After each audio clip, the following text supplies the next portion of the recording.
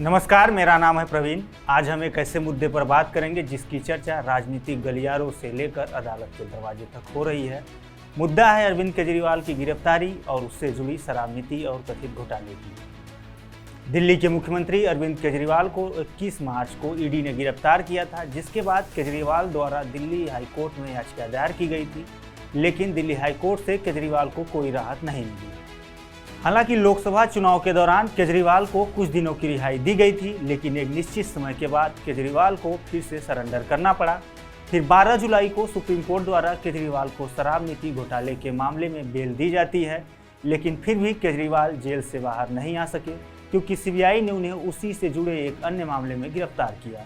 आपको बताते चले कि ईडी ने गिरफ्तारी से पहले केजरीवाल को कुल 9 समन जारी किए थे, लेकिन केजरीवाल द्वारा इन सभी को नज़रअंदाज किया गया था। ईडी द्वारा कहा गया है कि मुख्यमंत्री केजरीवाल दिल्ली शराब नीति घोटाले के मुख्य साजिशकर्ता हैं। ईडी ने अपनी रिमांड एप्लीकेशन में कहा कि केजरीवाल ने कुछ चुनिंदे व्यक्तियों को लाभ पहुंचाया है और इस लाभ के बदले शराब व्यापारियों से रिश्वत की मांग की। ईडी ने कहा कि आम आदमी पार्टी ने इन पैसों का इस्तेमाल गोवा विधानसभा चुनाव में किया। इसके पहले की एक शिकायत में ईडी ने आरोप लगाया था कि केजरीवाल ने शराब घोटाले के मुख्य आरोपियों में से एक समीर महेंद्रू से वीडियो कॉल पर बातचीत की थी और उनसे घोटाले के सह आरोपी एवं आम आदमी पार्टी के कम्युनिकेशन इंचार्ज विजय नायर से बात करने को कहा था।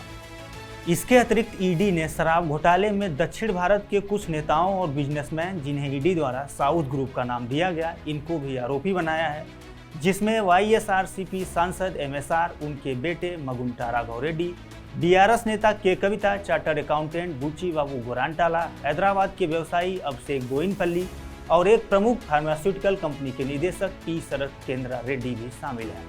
हालांकि अभिषेक बोयिनपल्ली और के कविता को बीते दिनों अदालत से जमानत मिल चुकी है। ईडी के अनुसार इस नीति को खास तौर से इन सभी लोगों को दिए जाने वाले लाभ को ध्यान में रखते हुए तैयार किया गया था। ईडी का दावा है कि इन सभी लोगों ने शराब नीति के जरिए अनुचित लाभ लिया, थोक व्यवसायों और कई खुदरा क्षेत्रों में हिस्सेदारी हासिल की और इसके बदले में आम आदमी पार्टी के नेताओं को 100 करोड़ रुपए का भुगतान किया। डीआरएस नेता और तेलंगाना के पूर्व मुख्यमंत्री के चंद्रशेखर राव की बेटी के कविता, जिन्हें ईडी ने 15 मार्च को गिरफ्तार किया था। ईडी ने कहा कि जांच से पता चला है कि के कविता ने अन्य लोगों के साथ मिलकर दिल्ली उत्पाद शुल्क नीति के निर्माण और कार्यों में लाभ पाने के लिए अरविंद केजरीवाल और मनीष सिसोदिया सहित आम आदमी पार्टी के शीर्ष नेताओं के साथ साजिश रची, जिसके बदले में उन्होंने आम आदमी पार्टी को 100 करोड़ भुगतान करने का फैसला किया। आइए जानते हैं इस मामले की शुरुआती किस्से को। विवाद की शुरुआत तब हुई जब दिल्ली के मुख्य सचिव नरेश कुमार ने जुलाई 2022 में उपराज्यपाल विनय कुमार सक्सेना को एक रिपोर्ट सौंपी, जिसमें आरोप लगाया गया कि नई शराब नीति में कई नियमों का उल्लंघन किया गया है। आरोप लगाया गया कि केजरीवाल सरकार की शराब नीति ने विक्रेताओं को अनुचित लाभ दिया तथा यह भी कहा गया कि कोरोना महामारी के दौरान लाइसेंस फीस में 144 करोड़ की छूट दी गई।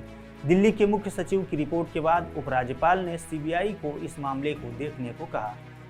उसके बाद सितंबर 2022 को आम आदमी पार्टी के संचार प्रमुख विजय नायर को सीबीआई ने गिरफ्तार किया। इसी से जुड़े एक अन्य मामले में ईडी ने आम आदमी पार्टी के बड़े नेता संजय सिंह को भी गिरफ्तार किया। हालांकि संजय सिंह को भी जमानत मिल चुकी है। फिर 26 फरवरी 2023 को तत्कालीन उप मुख्यमंत्री मनीष सिसोदिया की भी गिरफ्तारी होती है।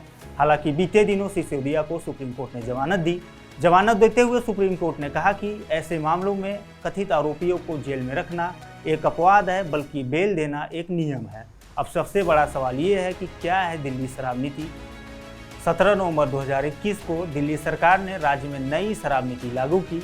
इसके तहत राजधानी में कुल 32 जोन बनाए गए। हर जोन में ज़्यादा से ज़्यादा 27 दुकानें खुलनी थी। इस तरह से कुल मिलाकर 849 दुकानें खुलनी थी। नई शराब नीति के अनुसार दिल्ली की सभी सरकारी दुकानों को प्राइवेट कर दिया गया।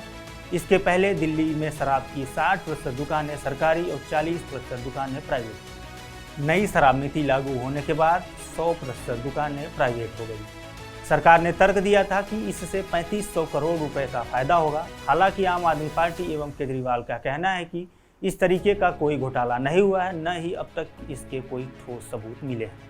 खैर, ये तो दोनों पक्षों के अपने अपने तर्क हुए, लेकिन सबसे बड़ा सवाल ये है कि अगर ऐसा कोई घोटाला नहीं हुआ है, क्योंकि अब तक इसके कोई ठोस सबूत नहीं मिले हैं, तो सरकार समेत तमाम जांच एजेंसियों पर एक बड़ा सवाल होगा एवं उनके विश्वसनीयता पर एक गंभीर सवाल खड़ा होगा। धन्यवाद।